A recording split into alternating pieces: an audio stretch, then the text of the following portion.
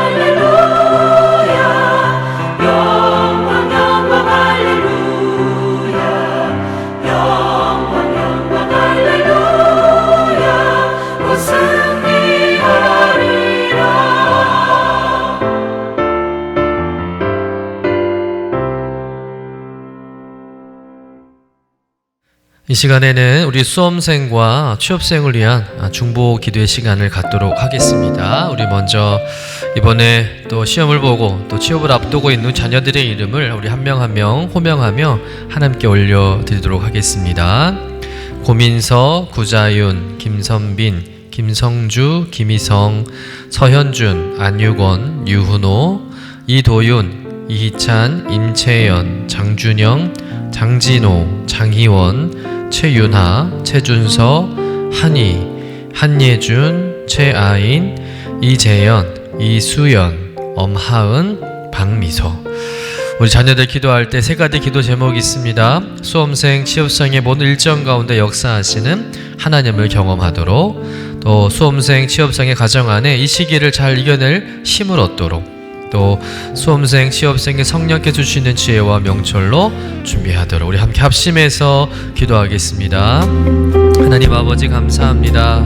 곧 다가오는 수능 시험과 또 취업을 앞두고 있는 우리 자녀들 위해서 함께 기도할 시간 갖게 해주시니 감사합니다. 주님, 저들이 준비한 모든 과정들 하나하나 주님께서 붙잡아 주실 것을 원합니다. 평강을 더하여 주시옵소서. 모든 일정 가운데 주님의 역사하심을 경험할 수 있는 그런 복된 인생 되도록 하나님 이끌어 주실 것을 원합니다. 어떤 어려움과 어떤 실패가 있을지라도 하나님이 항상 함께 하심을 믿고 담대하게 나가는 우리 주의 자녀들 되게 하여 주옵소서. 무엇보다 하나님 저들의 가정 안에 이 시기를 잘 이겨낼 수 있는 힘을 부어주시기를 원합니다. 함께 온 가족이 기도하게 하시고 서로 격려하며 응원할 수 있는 아름다운 축복의 가정 되게 하여 주실 것을 원합니다. 늘 성령께 주시는 주여 명철로 준비할 수 있도록 인도하시고 어떤 어려운 문제가 있을지라도 하나님 주신 그 지혜로 그 모든 문제를 해결할 수 있도록 인도하여 주옵소서. 하나님의 말씀을 통해 삶의 방향을 찾게 하시고 성령 인도를 따라갈 수 있는 귀한 자녀들 되게 하여 주옵소서. 감사드리며 거룩하신 예수님의 이름으로 기도드립니다. 아멘. 오늘 우리에게 주시는 하나님의 말씀은 시편 68편 1절에서 5절까지의 말씀입니다. 함께 받들어 읽겠습니다. 하나님이 일어나시니 원수를 흩어지며 주를 미워하는 자들은 주 앞에서 도망하리이다.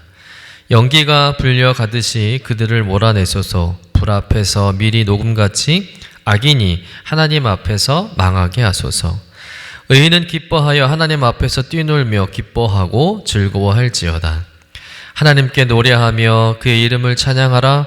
하늘을 타고 광야에 행하시던 이를 위하여 대로를 수축하라. 그의 이름은 여호와시니 그의 앞에서 뛰놀지어다. 그의 거룩한 처소에 계신 하나님은 고아의 아버지시며 과부의 재판장이시라.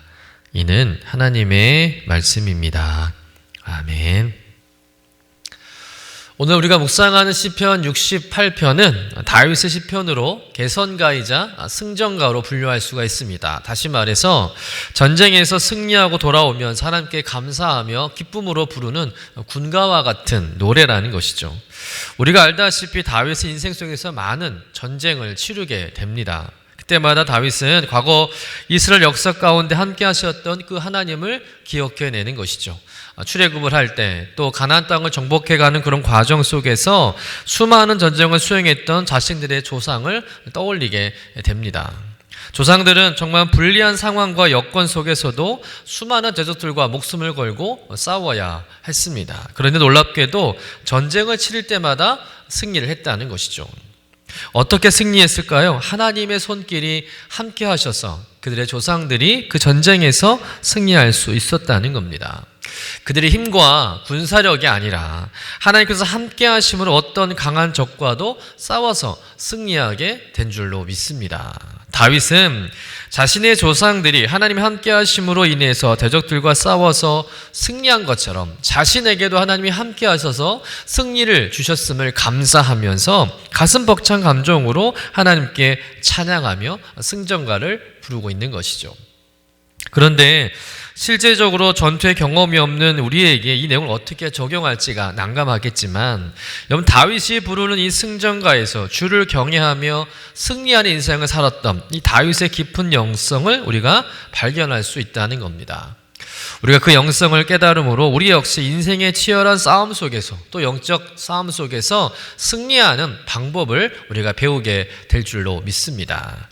그러면 오늘 다윗의 영성을 통해서 어떤 것을 배우고 또 발견할 수 있을까요? 첫 번째는 뭐냐면 여호와 하나님은 공의의 하나님이시니 의로운 자의 편에 계시다는 것입니다. 우리 3절 말씀을 좀 같이 읽어보도록 하겠습니다. 의인은 기뻐하여 하나님 앞에서 뛰놀며 기뻐하고 즐거워할지어다. 다윗은 언제나 하나님을 경외하고 또 하나님만 의지하는 사람이었습니다. 그런 다윗을 하나님은 의인으로 인정하셨다는 거예요. 그렇기 때문에 다윗이 하나님 앞에서 기뻐하며 즐거워했다는 겁니다. 한편 전쟁에서 적군은 하나님을 경외하지 않는 자들이죠. 그래서 그들의 반응은 어떤 것입니까? 1절에 보니까 주를 미워하는 자들은 주 앞에서 도망하리이다. 또 2절에 보니까 불 앞에서 밀이 녹음같이 악인이 하나님 앞에서 망하게 하소서. 여러분, 여기에서 우리는 의의 의미를 알게 된다는 겁니다. 성경에서 말하는 의인은 어떤 사람일까요? 죄가 없는 사람일까요? 도덕적으로 흠이 없는 사람일까요? 아니면 모든 상황에서 정의를 외치는 사람일까요? 네, 그렇지 않습니다. 성경에서 말하는 의인은 어떤 사람이냐? 하나님을 경외하고 하나님을 의지하는 사람인 줄로 믿습니다.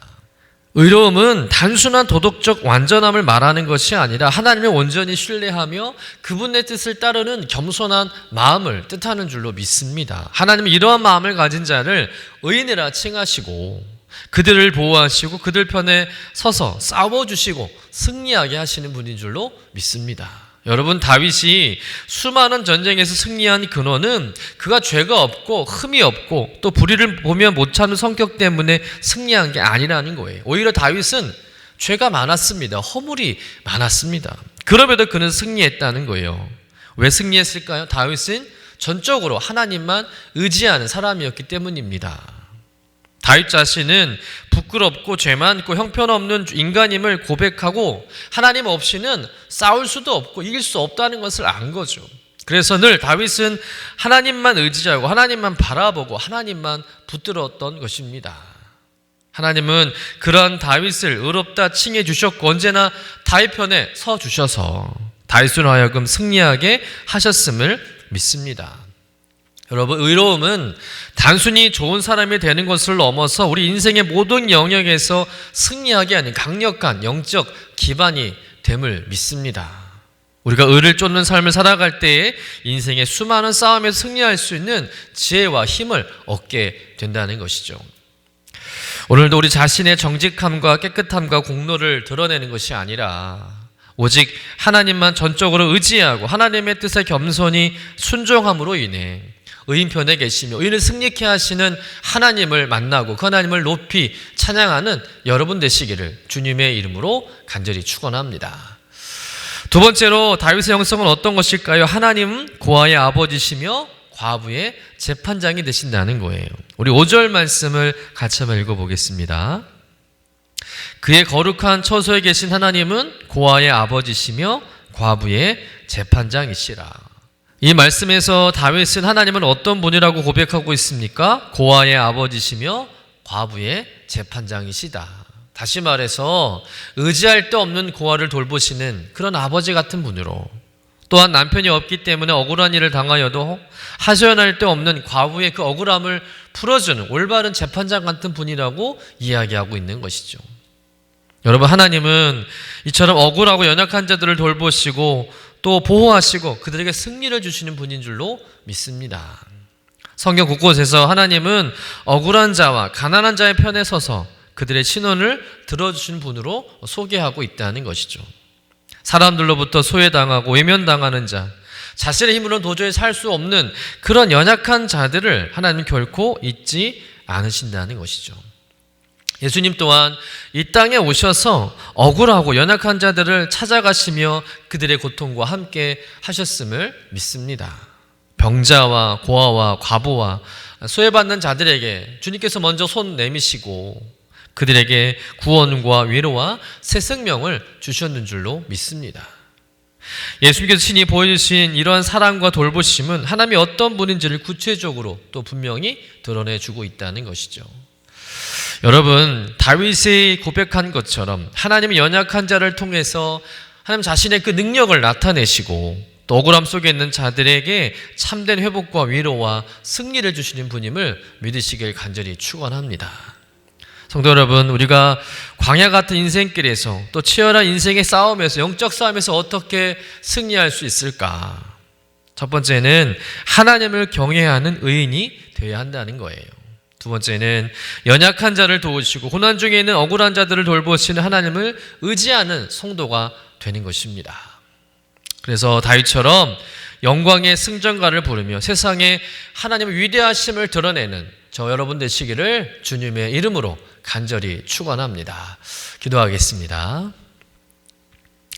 하나님 아버지, 오늘 시편 68편 말씀을 통해서 다윗이 승리의 노래를 부를 수 있었던 그 이유를 깨닫게 하시니 감사합니다. 다윗이 자신의 약함을 인정하고 하나님만을 의지하여 승리를 누린 것처럼 저희도 인생의 모든 싸움에서 하나님의 뜻을 따르며 하나님만 바라보고 하나님만 의지하는 성도 되게 하여 주옵소서. 우리의 공로가 아니라 하나님의 공의와 자비에 기대어 의로운 삶을 살게 하시고 모든 연약한 자들과 억울한 자들의 편이 되어주시는 하나님만 신뢰하게 하여 주옵소서. 하나님, 우리가 세상의 많은 어려움과 고난 속에서도 하나님만이 우리의 보호자이시며 또한 고아와 과부를 돌보시는 분임을 기억하게 하시고 우리 역시 이웃을 향한 돌봄과 또 사랑의 삶을 살게 하여 주시옵소서. 감사드리며 거룩하신 예수님의 이름으로 기도드립니다. 아멘. 하늘에 계신 우리 아버지여, 이름이 거룩히 여김을 받으시오며 나라가 임하시오며 뜻이 하늘에서 이루어진 것 같이 땅에서도 이루어지이다. 오늘 우리에게 일용할 양식을 주시옵고 우리가 우리에게 죄 지은 자를 사하여 준 것 같이 우리 죄를 사하여 주시옵고 우리를 시험에 들게 하지 마시옵고 다만 악에서 구하시옵소서. 나라와 권세와 영광이 아버지께 영원히 있사옵나이다. 아멘.